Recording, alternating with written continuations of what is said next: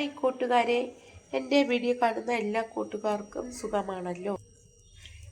ഞാനിന്നിവിടെ ഹെൽത്തി ആയിട്ടുള്ള ഒരു ഡിഷാണ് തയ്യാറാക്കുന്നത്. നല്ല ഹെൽത്തി ആയിട്ടുള്ളതാണിത്. ഇലക്കറി കഴിക്കാത്ത കുട്ടികൾക്കൊക്കെ ഇങ്ങനെ തന്നെ തയ്യാറാക്കി കൊടുക്കാം.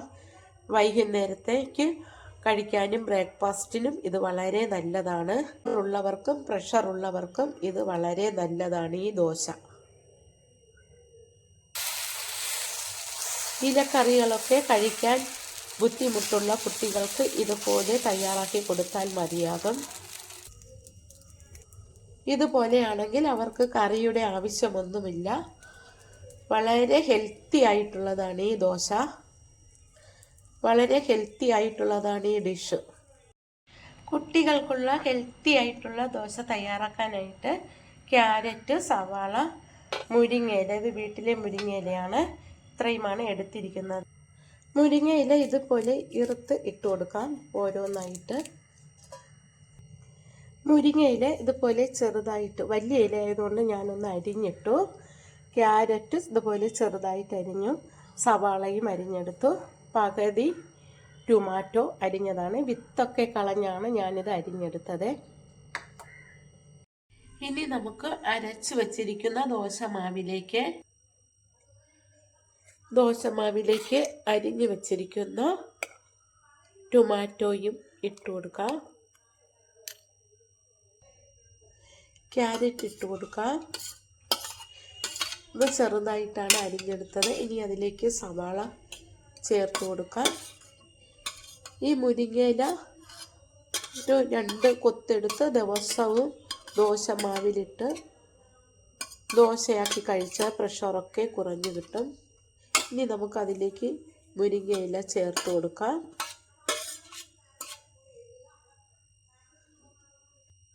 ഒരു പച്ചമുളക് അരിഞ്ഞത് കൂടി ചേർത്ത് കൊടുക്കാം. ഇനി നമുക്കിതിലേക്ക് പാകത്തിന് ഉപ്പുനീര് ചേർത്ത് കൊടുക്കാം. എന്നിട്ട് ഇതെല്ലാം കൂടി നന്നായിട്ടൊന്ന് മിക്സ് ചെയ്തെടുക്കാം. ദോശ ചുടുന്ന സമയത്താണ് ഇതെല്ലാം ചേർക്കാനുള്ളത്. ആദ്യമേ ഒന്നും ചേർത്ത് വെക്കല്. എല്ലാം തയ്യാറാക്കി വെച്ചതിന് ശേഷം ചുടുന്ന സമയത്താണ് ഇതെല്ലാം ചേർത്ത് ഇളക്കി കൊടുത്ത് അപ്പോൾ തന്നെ നമുക്കിത് ചുട്ടെടുക്കാം.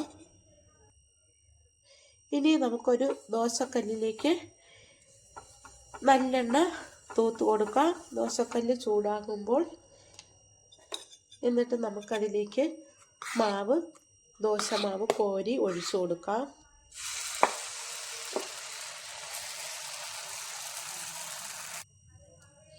ഈ ദോശ നമുക്ക് മറിച്ചിട്ട് കൊടുക്കാം. ഇത് ഹെൽത്തി ആയിട്ടുള്ള ദോശയാണ്. കുട്ടികളൊക്കെ ക്യാരറ്റ്, മുരിങ്ങയിലയൊക്കെ കഴിക്കുന്നില്ല എങ്കിൽ കുറച്ച് ഒരു പിടി മുരിങ്ങയില എടുത്ത് ക്യാരറ്റ് എല്ലാം അരിഞ്ഞ് ഇതുപോലെ ചുട്ടെടുത്താൽ കഴിക്കാൻ പറ്റും കുട്ടികൾക്ക്. ഒരു ദോശ റെഡിയായി. നമുക്കത് ഒരു പാത്രത്തിലേക്ക് മാറ്റാം. എല്ലാ ദോശയും നമുക്ക് ഇതുപോലെ ചുട്ടെടുക്കാം.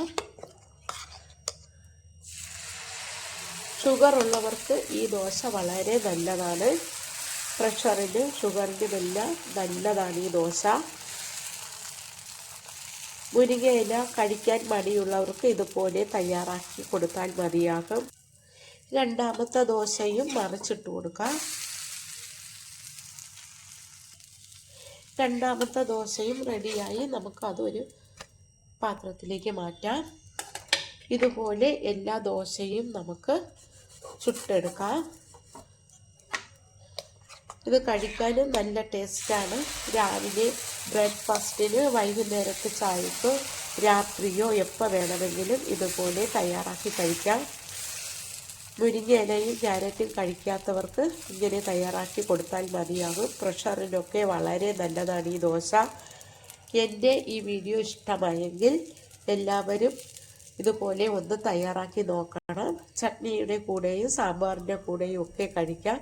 കുട്ടികൾക്കാണെങ്കിൽ ഒരു നുള്ളു പഞ്ചസാര കൂടി ചേർത്ത് ചുട്ടുകൊടുത്താൽ മതിയാകും. നല്ല ടേസ്റ്റാണ്. എല്ലാവരും ഇതുപോലെ തയ്യാറാക്കി നോക്കണം. എന്നെ സപ്പോർട്ട് ചെയ്യണം. Thank you.